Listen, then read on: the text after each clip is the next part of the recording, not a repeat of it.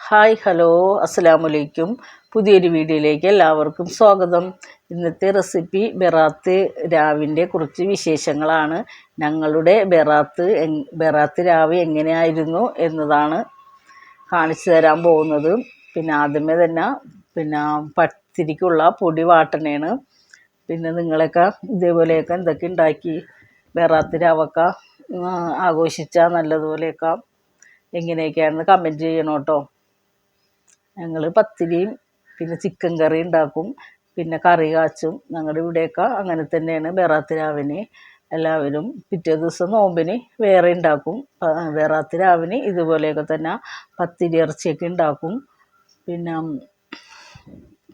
പത്തിരിക്ക് പൊടി വാട്ടണേണ്. പിന്നെ ഡീറ്റെയിൽസ് ആയിട്ട് കാണിക്കണില്ല, കുറച്ച് ഭാഗങ്ങൾ മാത്രമേ കാണിക്കണുള്ളൂ. പത്തിരിയുടെ പൊടിയൊക്കെ കുഴച്ച് പത്തിരി പരത്താനുള്ള ഇതിലാണ്.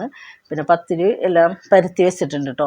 പിന്നെ ഞാനൊരു കറി കാച്ചനാണ്. ഇവിടെ പ്രധാനമായി ബെറാത്ത് രാവിന് കറി കാച്ചൽ എന്ന് പറഞ്ഞൊരിത് പായസം പോലെ ഉണ്ടാക്കാറുണ്ട്. അത് നല്ല ടേസ്റ്റാണ് അത് കഴിക്കാനായിട്ട്. അത് കഴിച്ചാണ് എല്ലാവരും യാസീനോദി ദുആ ചെയ്യാനൊക്കെ കഴിഞ്ഞിട്ട് അതാണ് കുടിക്കണത്. പിന്നെ അതെങ്ങനെയാണ് ഉണ്ടാക്കുന്നതെന്ന് ഞാൻ പറഞ്ഞു തരാം. പിന്നെ ഇതിന് കടലപ്പരിപ്പാണ്, എന്ന് വെച്ചാൽ വലിയ പരിപ്പ്. അത് ഞാനൊരു കപ്പ് എടുത്തിട്ട് അത് തേങ്ങാപ്പാലിലാണ്. പിന്നെ ഒന്നാം പാലും രണ്ടാം പാലൊക്കെ ഞാൻ മാറ്റി വെച്ചിട്ടുണ്ട്. മൂന്നാം പാലിലാണ് ഈ പരിപ്പ് വേവിക്കണത്.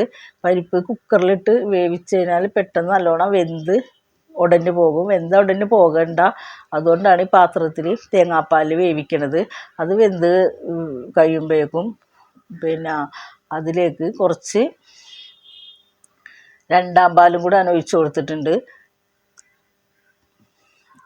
പരിപ്പ് ഒരുവിധം വെന്ത് വന്നിട്ടുണ്ട്. നല്ലോണം വെന്ത് ഉടയരുത്. പരിപ്പ് ഇങ്ങനെ പിടിക്കുമ്പം നെക്കുമ്പം ഇങ്ങനെ നെങ്ങി വന്നാൽ മതി. നല്ലോണം വെന്ത് പോയാൽ ഒരു ടേസ്റ്റ് ഉണ്ടാവില്ല. പിന്നെ 2 ഏത്തപ്പഴം എടുത്തിട്ട് അത് കോണായി കട്ട് ചെയ്തിട്ട് അതും കൂടി ഇട്ട് കൊടുത്തിട്ടുണ്ട്. ഈ പരിപ്പ് വെന്തതിന് ശേഷം പഴം ഇട്ട് കൊടുത്താൽ മതി. പഴം നല്ലതുപോലെ ഒന്ന് വെന്ത് വരണ്ട. പഴുത്ത പഴമായതുകൊണ്ട് പെട്ടെന്ന് തന്നെ ഒന്ന് തിളച്ച് വരുമ്പോഴേക്കും വെന്ത് വരും. അതും കൂടി ഇടും. പിന്നെ കുറച്ച് പിടി ഉണ്ടാക്കി വെച്ചിട്ടുണ്ട് ഞാൻ. പത്തിരിക്ക് പൊടി വാട്ടിയപ്പോൾ തന്നെ അതിൽ കുറച്ചും കൂടെ പൊടിയും കൂടെ കൂടുതൽ എടുത്തിട്ട് വാട്ടി വെച്ചിട്ടുണ്ട്. അത് ചെറിയ ചെറിയ പിന്നെ ഉരുളകളാക്കി ഇങ്ങനെ നീളത്തിൽ ഇങ്ങനെ പിടി പോലെ ആക്കി വെച്ചേക്കണേണ്. ഇത് രണ്ടാമത് നമ്മൾ വേവിക്കേണ്ട ആവശ്യമൊന്നുമില്ല. ഇത് പിന്നെ വാട്ടിയത് കൊണ്ട് തന്നെ ഇത് വെന്തിട്ടുണ്ട്. പിന്നെ ഈ ഇതിൽ പഴം ഒന്ന് വെന്ത് വന്നപ്പോഴേക്കും ഈ പിടി അതിലേക്ക് ഇട്ട് കൊടുത്തിട്ടുണ്ട്. എന്നിട്ട് എല്ലാം കൂടെ ഒന്ന് മിക്സ് ചെയ്തെടുക്കണം. പിടി ഇങ്ങനെ പൊടിഞ്ഞ് പോകുകയൊന്നുമില്ല. വാട്ടിയ പൊടി ആയതുകൊണ്ട് പൊടിഞ്ഞൊന്നും പോകത്തില്ല. പിന്നെ നമ്മൾ രണ്ടാമത് ചിലവർ ആവിയിൽ ഒക്കെ ഒന്ന് വേവിച്ചെടുക്കും. ഞാൻ വേവിച്ചൊന്നും എടുക്കില്ല. ഇതുപോലെ തന്നെ അങ്ങോട്ട് ഇട്ട് കഴിഞ്ഞാൽ ഇതിനെ പൊടിഞ്ഞൊന്നും പോകാതെ തന്നെ കിട്ടും. പിന്നെ അതിലേക്ക് പിന്നെ കുറച്ച് ഒരു 2 ടേബിൾ സ്പൂൺ മൈദപ്പൊടി, കുറച്ച് തേങ്ങാപ്പാലിലൊന്ന് മിക്സ് ചെയ്തിട്ട് ഇത് ഒഴിച്ചു കൊടുക്കണേ. ഒരു കുറുക്ക് കിട്ടാൻ വേണ്ടിയാണ് ഇതിങ്ങനെ ഒഴിച്ചു കൊടുക്കുന്നത്. പിന്നെ അല്ലെങ്കിൽ വലിയ ലൂസായിരിക്കും. അതും കൂടെ ഒഴിച്ചിട്ട് കുറച്ചും കൂടെ പാലൊഴിക്കണം. പാലും കൂടെ ഒഴിച്ച് എല്ലാം കൂടെ ഒന്ന് ലൂസാക്കിയതിന് ശേഷം ഇത് പിന്നെ ഇതിലേക്ക് ആവശ്യത്തിന് പഞ്ചസാര ഇട്ട് കൊടുക്കാം.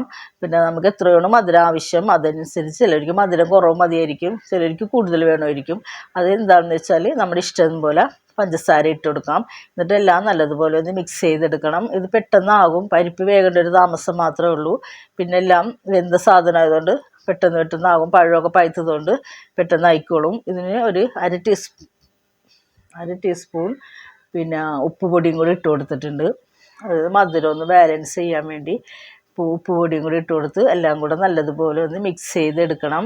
നല്ലതുപോലെ കുറുകി വരണം. ഇപ്പം നമ്മൾ കുറച്ച് മൈദ എടുത്തിട്ട് അതിൽ കലക്കി ഒഴിച്ചതുകൊണ്ട് പെട്ടെന്ന് തന്നെ കുറുകി കിട്ടും. നല്ലപോലെ ഒന്ന് ഇളക്കി കൊടുക്കണം. അടി പിടിക്കരുത്. നല്ലപോലെ ഇളക്കി കൊടുത്തതിന് ശേഷം ഇത് നല്ലതുപോലെ കുറുകി നല്ലപോലെ വന്നിട്ടുണ്ട്. അപ്പോൾ വേണം ഒന്നാം പാൽ ഒഴിക്കാനായിട്ട്. ഒന്നാം പാൽ ഒഴിച്ച് നല്ലതുപോലെ ഒന്ന് മിക്സ് ചെയ്ത് കൊടുക്കണം. ഇപ്പോൾ കുറച്ച് ലൂസായിട്ടുണ്ട്. ഇത് ഇരിക്കും തോറും ഇങ്ങനെ കട്ടിയായി വരും. പിന്നെ ഒന്നും കൂടി ലൂസായിട്ടുണ്ട്. മൈദപ്പൊടിക്ക് വരെ അരിപ്പൊടി ആണെങ്കിലും കലക്കി ഒഴിക്കാം കേട്ടോ. കുറച്ച് വെള്ളത്തിലോ കുറച്ച് പാലിലോ കലക്കിയിട്ട് ഇതിലേക്ക് ഒഴിച്ചെടുക്കാം. ഒരു കുറുക്ക് കിട്ടാൻ വേണ്ടിയാണ് പിന്നെ ഈ പൊടി കലക്കി ഒഴിക്കണത്. അല്ലെങ്കിൽ ഇതിന് ലൂസ് പോലെ വെള്ളം പോലെ ഇരിക്കും. എന്നിട്ട് എല്ലാം കൂടെ നല്ലതുപോലെ മിക്സ് ചെയ്ത് മധുരമൊക്കെ നോക്കണം. ഈ സമയത്ത് മധുരവും ഉപ്പൊക്കെ കറക്റ്റാണ്. എല്ലാം നല്ലതുപോലെ കറക്റ്റാണ്. ഇപ്പം നല്ല കുറുകിയൊക്കെ വന്നിട്ടുണ്ട്. പിന്നെ ഒന്നാം പാൽ ഒഴിച്ചിട്ട് പിന്നെ അതേ നേരം തിളക്കിയൊന്നും വേണ്ട, ഒന്ന് നല്ലതുപോലെ ചൂടായാൽ മതി. പിന്നെ 2-3 പ്രാവശ്യം ഒന്ന് ഇളക്കി കൊടുത്താൽ മതി. എന്നിട്ട് പിന്നെ 1 ടീസ്പൂൺ പിന്നെ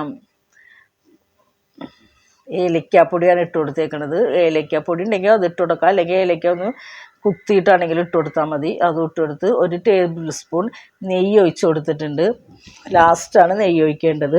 അതും കൂടെ ഒഴിച്ച് നല്ലതുപോലെ ഒന്ന് മിക്സ് ചെയ്തെടുത്തിട്ടുണ്ട്. ഇപ്പം അത് റെഡി ആയിട്ടുണ്ട്, അതവിടെ മാറ്റി വെച്ചിട്ടുണ്ട്. പിന്നെ അതിലേക്ക് നമുക്ക് കശുവണ്ടിയും മുന്തിരിയൊക്കെ ഉണ്ടെങ്കിൽ അതൊക്കെ നെയ്യിൽ വറുത്തിടാം കേട്ടോ. ഞാനതൊന്നും ഇട്ടിട്ടില്ല, പിന്നെ നമുക്ക് ഇഷ്ടമുണ്ടെങ്കിൽ ഇട്ടാൽ മതി.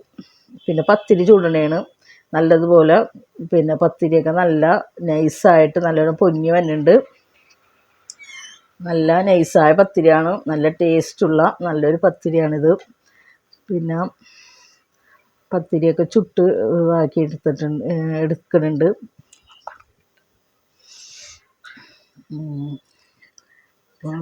കറി കാച്ചിയും വെച്ചിട്ടുണ്ട്. ഇപ്പോൾ ഞാൻ ചിക്കൻ കറി ഉണ്ടാക്കി വെച്ചിട്ടുണ്ട്, അത് ഞാൻ കാണിച്ചിട്ടില്ല. ചിക്കനും ഞാനും പിന്നെ ഫ്രൈ ചെയ്ത് മാറ്റി വെച്ചിട്ട് പിന്നെ അത് കറിയാക്കി വെച്ചിട്ടുണ്ട്. പിന്നെ ഇത് പത്തിരിയും പിന്നെ ചിക്കൻ കറിയുമാണ്, പിന്നെ കറി കാച്ചിയതും. ഇതാണ് ഞങ്ങളുടെ ബറാത്ത് രാവിലെ ഞങ്ങൾ ഉണ്ടാക്കുന്ന ഭക്ഷണം. പിന്നെ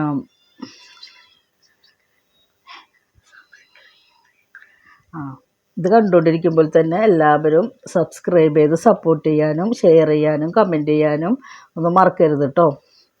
പിന്നെ കറി കാച്ചിയത് റെഡി ആയിട്ടുണ്ട്. ഞാനിപ്പോൾ ഇതൊരു ബൗളിലേക്ക് എടുത്ത് വെച്ചേക്കണേണ്.